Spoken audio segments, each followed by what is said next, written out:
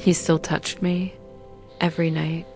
His hands remembered every curve, every secret, every place that made me gasp. But his eyes were closed, not in passion, in escape. He was inside my body, but dreaming of hers. And I have never felt more naked and more invisible at the same time. I want you to understand what that feels like. Not just the betrayal, not just the heat, the impossible, soul-crushing contradiction of being wanted and unwanted in the same breath. His fingers knew exactly where to find the small of my back, the dip of my waist, the hollow of my throat where my pulse used to race for him. He had mapped my body like a country he had lived in for years, every hill, every valley, every secret road that led to the sound I made when I stopped thinking and started feeling. But somewhere along the journey, he had stopped being a citizen of that country. He became a tourist, a visitor going through the motions of familiarity while his heart lived somewhere else. I noticed it first on a Tuesday. I remember because Tuesdays were unremarkable, no anniversary, no birthday, no reason to expect magic. We were in bed. The lights were off. The kind of dark where you cannot see, but you can feel everything. He pulled me close. His hand slid up my thigh with the confidence of a man who had done this 1,000 times. And I closed my eyes, waiting for the electricity that had always lived between us like a third presence in the room. But something was wrong. His touch was there. His warmth was there. His body pressed against mine with the same familiar weight. But his breathing was different. It was measured, controlled. The breathing of a man who was performing, not falling. I opened my eyes. He could not see me in the dark, but I could see the faint outline of his face in the sliver of moonlight coming through the blinds. His eyes were closed, tightly, too tightly. The eyes of someone who was looking at something inside his own head, not at the woman beneath him. I whispered his name. He did not answer. He just pulled me closer and kept moving, kept touching, kept going through the choreography of intimacy without ever arriving. And I lay there, silent, feeling his hands do all the things they had always done. Then I realized he was not making love to me. He was using my body to navigate back to someone else, someone he could not have, someone he was reaching for in the dark, through me, through the heat of my skin, through the familiar sounds I made when I forgot to be careful. I have never felt so desired and so discarded in the same moment. His hands worshipped me. His heart was already gone, and I let him continue. That is the part I am most ashamed of.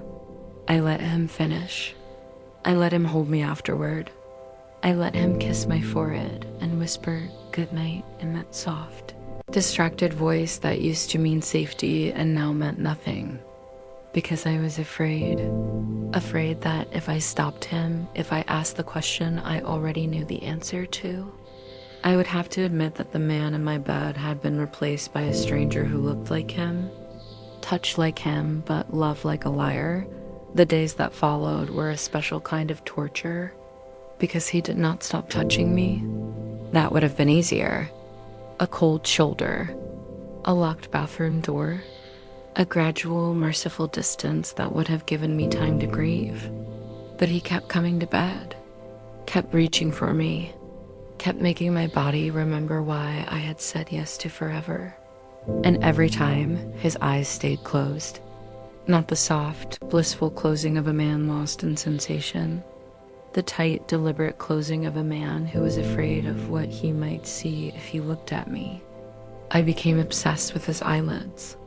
I know how strange that sounds, but when you're losing someone while they're still inside you, you start to notice the smallest betrayals. The way his jaw tensed right before he let go. The way his hands gripped my hips a little too hard, like he was anchoring himself to something real so he wouldn't float away, into whatever fantasy was playing behind his closed eyes. The way he never said my name anymore. Not during, not after.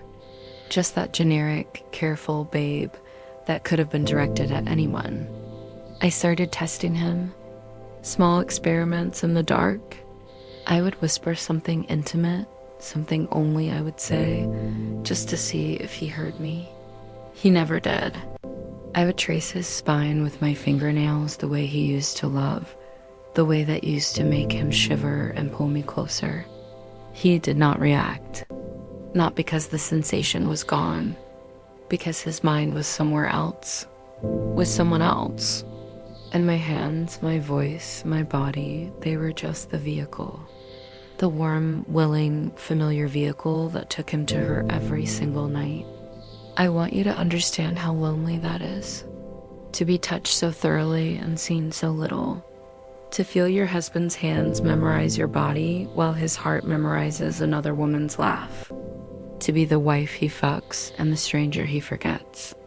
There is a special word for that kind of loneliness, but I have not found it yet. Maybe it does not exist because no one survives it long enough to name it. I found out about her on a Sunday. I was not looking. I had stopped looking months ago, after the first time I checked his phone and found nothing but the hollow, careful emptiness of a man who had learned to delete his sins. But that Sunday, he was in the shower. His phone buzzed on the nightstand 3 times, a rhythm I did not recognize. I told myself I would not look. I told myself that trust was a choice, and I had chosen him, and looking would make me the kind of wife I did not want to be. But his eyelids flashed behind my eyes, those tight, closed, escaping eyelids. And before I could stop myself, I picked up the phone. The message was not deleted. He had gotten careless. Or maybe a darker voice whispered he wanted me to find it. Maybe the guilt was eating him alive, and he needed me to be the one to pull the trigger. The message said, "I cannot stop thinking about the way you laughed yesterday. It is stuck in my chest like a song I cannot forget." It was from a woman named Claire. I did not recognize the name. I scrolled up, and up, and up. Months of messages, not hundreds, thousands. A whole second marriage lived inside that phone. I read their story in reverse, from the careful, flirty beginnings to the deep, intimate confessions of people who had forgotten they were cheating.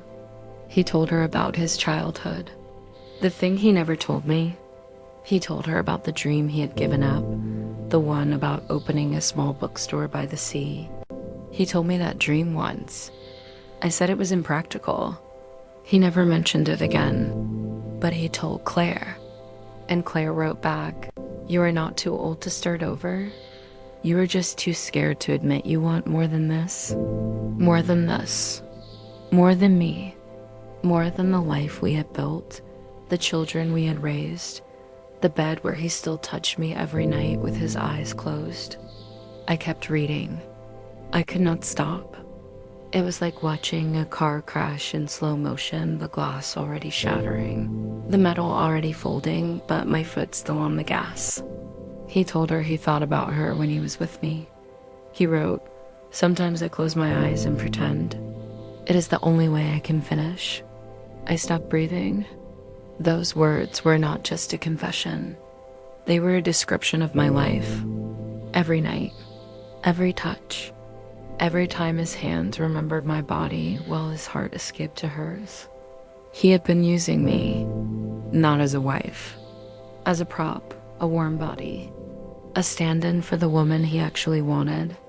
I put the phone down. I walked to the bathroom. I could hear the water running, could hear him humming a song I did not recognize, probably one she had sent him. I stood outside the door for a long time, my hand on the knob, my heart in my throat, and I did not open it because I knew what would happen. I would scream. He would apologize. He would cry. He would promise to stop. And then, 3 weeks later, his eyes would close again, and his hands would find my body again, and he would pretend again. The cycle would continue, because he did not want to leave me. He wanted to keep me, keep the comfort, keep the children, keep the house, keep the warm body that still said yes every night, and keep her, the fantasy, the escape, the woman who made him feel like he was still capable of being someone new. I walked back to the bedroom. I sat on the edge of the bed, the same bed where he had touched me just hours ago, where his hands had traced my spine while his heart traced her name. And I made a decision, not to leave, not yet. Something darker, something I am not proud of. I decided to give him exactly what he wanted. I decided to become the best wife he had ever had. I would cook his favorite meals. I would laugh at his jokes. I would wear the lingerie he liked. And at night, when he reached for me, I would open my body like a door and let him walk through. But I would not open my heart. I would keep my eyes open, wide open, and I would watch him pretend. I would study his face. I would memorize the way his jaw tensed, the way his breath hitched, the way he said babe like a placeholder for a name he was too afraid to speak. I would turn his secret into my power, and when I had gathered enough evidence, enough strength, enough disgust, I would destroy him. That was 6 months ago. I have become an actress in my own marriage, a very good one. I smile when I want to scream. I touch him when I want to burn his clothes. I say I love you like a line in a play I'm desperate to close. And every night he touches me. Every night his hands find every curve, every secret, every place that used to make me gasp with genuine pleasure. Now I gasp because I am performing. Just like him, two actors in a bed that has become a stage. The irony is not lost on me. He thinks he is the only one pretending. He thinks his closed eyes hide his betrayal. He does not know that I keep my eyes open, that I watch him, that I have memorized the exact moment his breathing changes, the exact second he leaves my body and enters hers. I have become an expert in his infidelity.